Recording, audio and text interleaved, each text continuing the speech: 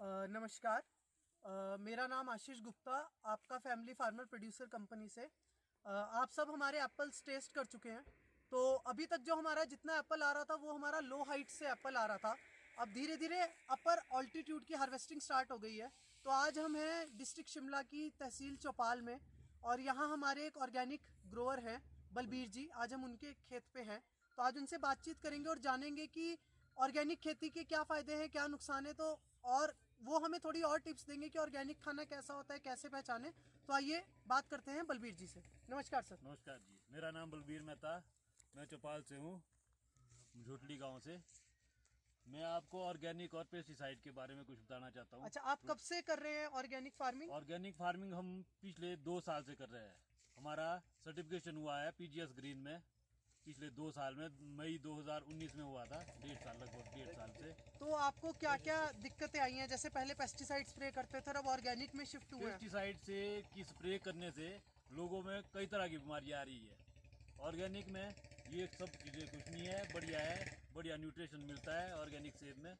इसका कोई ऐसा कुछ नहीं है। अच्छा, बहुत तो ये तो हो गया कि कंज्यूमर के लिए फायदा है, पर फार्मर को क्या फायदा होता है, नुकसान होता है शिफ्ट होने का? फार्मर को भी तो लॉस है इसमें ऑर्गेनिक में, क्योंकि इसकी मार्केट भी कम है।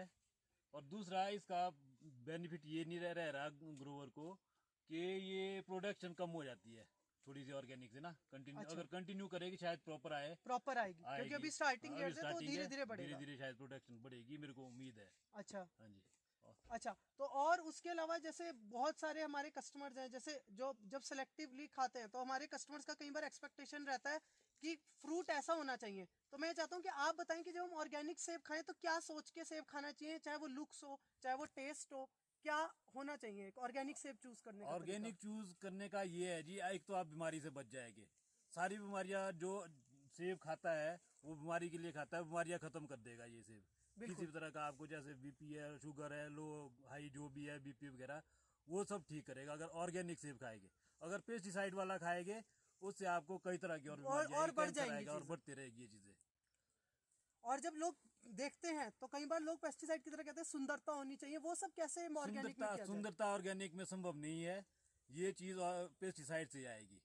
सेब में सुंदरता पेस्टिसाइड से आएगी, ऑर्गेनिक से नहीं आएगी। अच्छा, जैसे कई बार लोग, जैसे अभी अगर आप कैमरा पास ला सके, जैसे ये सेब है, हाँ जी। तो ये सेब देख के जैसे मेरी मदर अगर मार्केट जाती है तो वो कह देते हैं कि नहीं, ये तो छटाई में निकल जाता है। ये छिटाई में तो अब निकलता अगर है। इस बार ओला इतना पड़ा है तो हाँ। कैसे इस बार?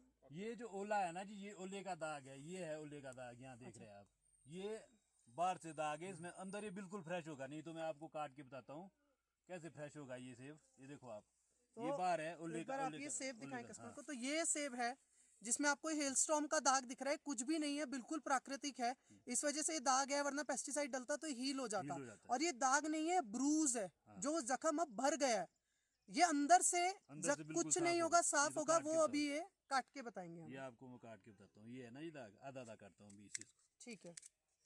ये लो जी, ये इधर भी दाग, इधर अंदर देख लो, अंदर तो बिल्कुल अगर आप देखें तो अंदर से ये सेब बिल्कुल परफेक्ट है।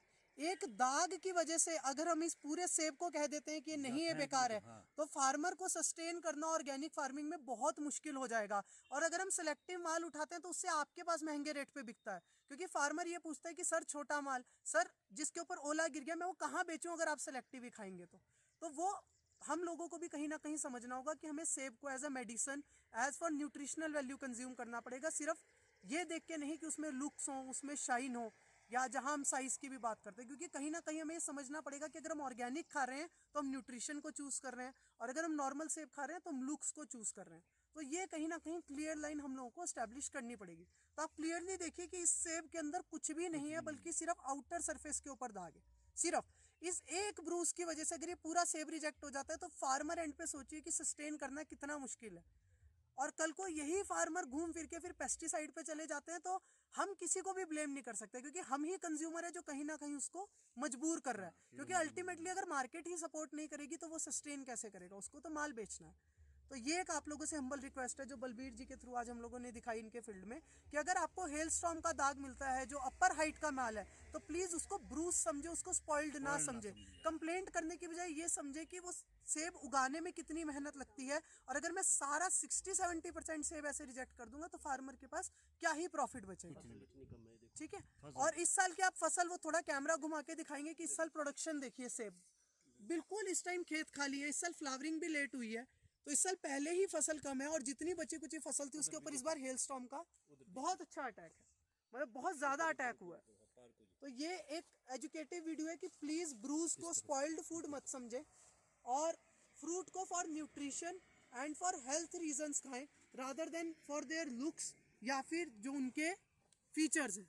तो इट्स अ हम्बल रिक्वेस्ट। तो होपफुली आपको एजुकेटिव सीरीज पसंद आएगा, तो धीरे धीरे हम और ऐसी आपके लिए वीडियोस लेके आएंगे। बहुत बहुत धन्यवाद। धन्यवाद। हो गया जी।